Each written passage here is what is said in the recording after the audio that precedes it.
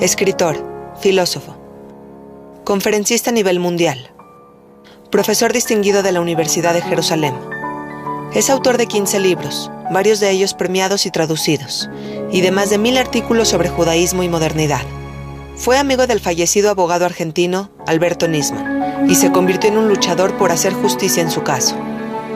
Es continuamente invitado a programas de televisión para hablar sobre antisemitismo y el conflicto árabe-israelí. Hoy, la comunidad Montesinaí de México lo recibe en sus instalaciones para poder escuchar al pensador, que es considerado por el periódico El Universal el más citado de los defensores de Israel. Ellos atacan, matan, y después cuando Israel intenta defenderse dice: ¿cómo me tiran con bombas y con aviones? Hay una base terrorista donde me lanzan misiles. A él no le preocupa que los judíos civiles, niños, mueran por misiles que lanza el Hezbollah. Gustavo, qué honor tenerte aquí en la comunidad Montesinaí. Bienvenido, muchísimas gracias. Gracias a ti, Nadia, un gusto. A ver, empecemos por lo primero. Yo a ti te veo como un gran defensor del Estado de Israel. Pero ¿cómo te defines tú a ti mismo? Si me preguntas en sentido profesional, te diría que educador. Es lo que más abarca. Trato de traducir todo aquello que me parece importante en un lenguaje educativo que se pueda transmitir a las nuevas generaciones. Gustavo, yo sé que tú te sientes orgulloso de ser judío. Quisiera que me digas cuál es el elemento principal que te provoca ese orgullo. Orgulloso de ser judío, realmente estoy pensando porque hay muchos. El rol del judío en la historia, su contribución a la civilización, la sabiduría de la Torá, el Estado de Israel renacido, esta página tan heroica en la historia del pueblo judío que muestra que con un desierto hemos construido la nación de startups y de las grandes universidades y yeshivot y una democracia vibrante y la mejor medicina y la mejor agricultura, es realmente un milagro ante nuestros ojos. Todos estos factores me hacen sentir muy bien de ser judío. Se están cumpliendo 20 años del asesinato de Yitzhak Rabin. ¿Qué piensas del proceso de paz que él estaba construyendo? ¿Era viable o iba a terminar fracturándose tarde o temprano? Yitzhak Rabin fue un patriota israelí al que debe recordárselo por su rol en la liberación de Jerusalén y por su mensaje profundamente sionista. Las medidas que tomó relativas a los acuerdos de Oslo fueron equivocadas, sin ninguna duda. Hoy en retrospectiva está claro que no llevaban a la paz, llevaban a más guerra y a más terror. Pero no hay que recordarlo por eso, hay que recordarlo por las grandes cosas que hizo por el Estado de Israel.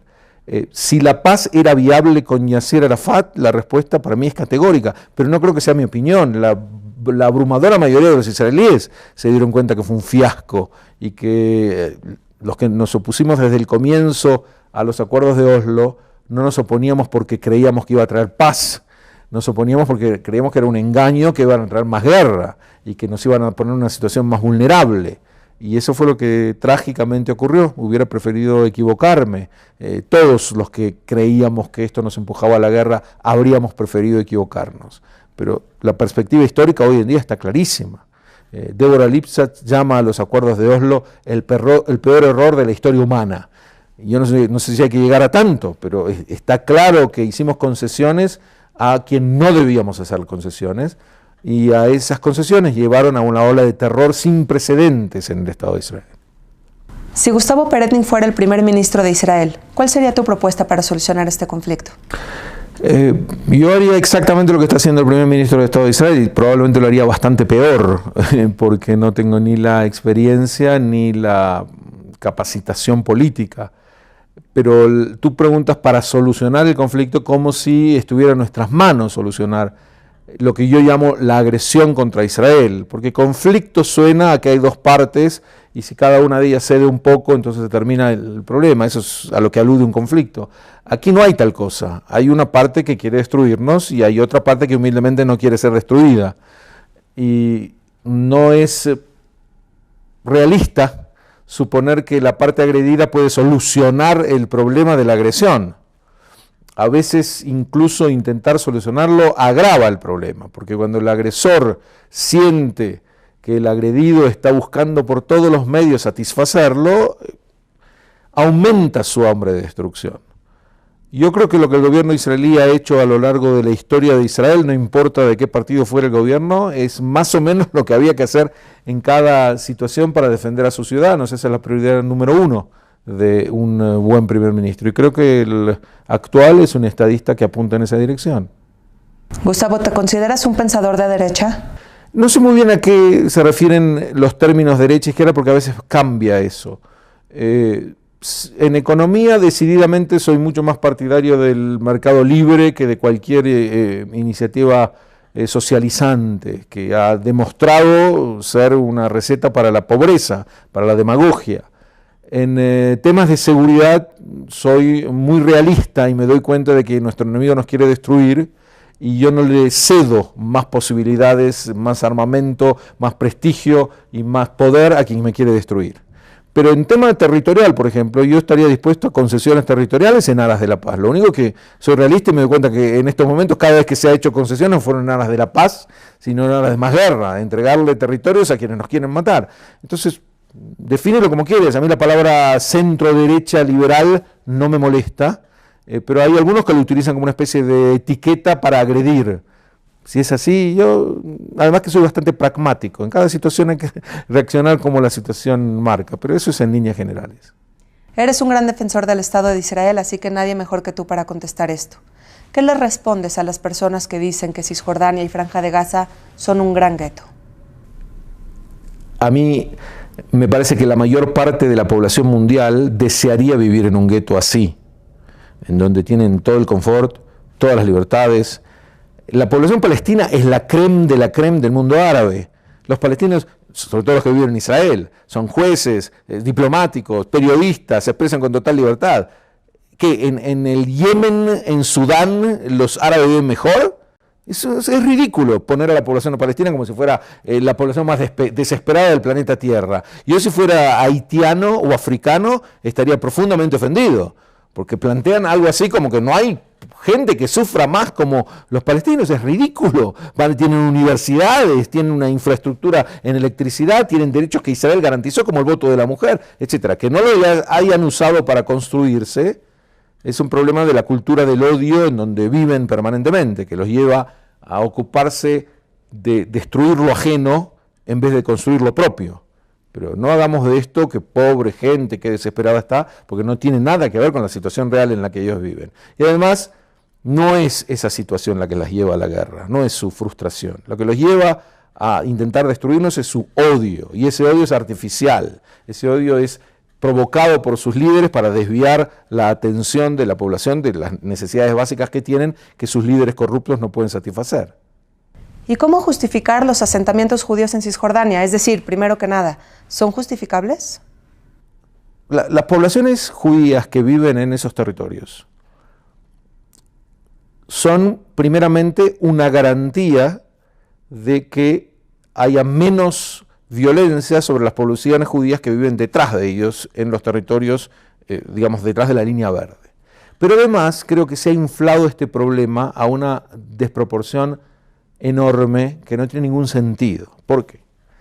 Porque si a ellos les molestan los asentamientos, tienen tres alternativas: negociar para que los asentamientos terminen, o cuando tengan ese territorio, usar esos asentamientos para su propio desarrollo, o como hizo Hamás en Gaza, destruirlos enteramente.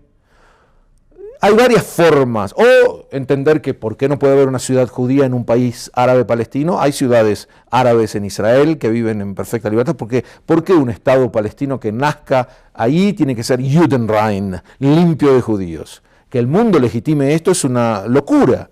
Es decir, si yo te dijera a ti que hay lugares en México en donde los judíos tienen prohibido residir, ¿no te parecería que es una medida judeofóbica? Bueno, ¿qué quieren? Que en Israel digamos que hay lugares en donde los judíos tienen prohibido residir. Ahora, un asentamiento no es algo irreversible. Lo único irreversible son atentados que matan gente. Eso es irreversible. Así que hacer de esto como si fuera la causa de la guerra es engañar. La causa de la guerra no tiene nada que ver con los asentamientos, y nos atacaban cuando no había asentamientos y cuando no había Estado de Israel. Nos atacan porque somos una población judía, y esto es una herencia de la judeofobia que ataca a los judíos por muchos motivos que explico en mi libro. Pero fundamentalmente, yo de los asentamientos ni hablo, porque hablar de ellos ya es darles un poquito de razón de que ese es el problema. Ese no tiene nada que ver con el problema. El problema de la guerra contra Israel es el intento de destruirnos. Cuando ese intento y esa intención de borrarnos del mapa sea neutralizada, habrá paz. Todo lo demás son detalles cosméticos. Esa es la causa. A esa causa en esa cosa nos debemos concentrar permanentemente. Así que no les hagamos el juego hablando de los asentamientos u otro tipo de variables como si fueran la causa de la guerra. No tienen nada que ver con ella. Pero además me preguntaba si eran defensibles desde el punto de vista, me imagino, del derecho internacional. Sí. Grandes especialistas en derecho internacional definen que no solamente son defendibles, son un derecho absoluto de Israel. ¿Por qué? Porque territorio ocupado, de acuerdo con el derecho internacional, es un territorio que un país le ha tomado a otro país. Israel no ha tomado esos territorios de ningún otro país. El que gobernaba esos territorios antes del 67 era Jordania y los gobernaba ilegalmente. Por lo tanto, Israel ha tomado territorios que eran ilegalmente gobernados. Ahora, Israel insiste en que está dispuesta a negociarlos. Ahora, no está dispuesta a que se los arrebaten matándole niños, está dispuesta a negociar eso, como todas las otras variables que nos han enfrentado con el mundo árabe. Pero ellos no están dispuestos a negociar porque en rigor quieren destruirnos. Entonces, ¿cómo se puede negociar nuestra propia destrucción? Por lo tanto, son desde el punto de vista del derecho internacional totalmente legales estos asentamientos, y además que los acuerdos que ha firmado Israel, la resolución de las Naciones Unidas, dice que en esos territorios, hasta que no haya paz, lo podrá administrar Israel, lo dice claramente. Cuando haya un acuerdo de paz, bueno, en ese momento se verá qué ocurre con ellos. Pero no hay nada de lo que suponer que aquí tiene que Israel pedir disculpas o replegarse en lo que no debería haber hecho. No existe, es un mito. ¿La paz en Israel es una posibilidad o una fantasía? Es decir, aspirar a una paz ahora es no ser realista. Aspirar a Shalom Achshav, una paz ya mismo. A largo plazo seguro que va a haber paz, sin ninguna duda. Tenemos paz con Egipto, tenemos paz con Jordania, lo impensable hace mucho tiempo. Pero no llamemos paz a lo que no es paz. Incluso llamamos a veces paz a lo que son tratados de paz. Un tratado de paz es una cosa y la paz es otra. Los tratados de Oslo no trajeron paz, trajeron guerra. Y oponerse a los tratados de Oslo no es oponerse a la paz, es oponerse a la guerra. Entonces a veces se confunden los términos. También se confunde el término pacifismo con anhelos de paz. El pacifismo es un movimiento que dice que uno debe conceder todo lo que le pide su enemigo en el momento porque eso va a traer paz. Ha demostrado ser una receta para guerra a lo largo de la historia humana.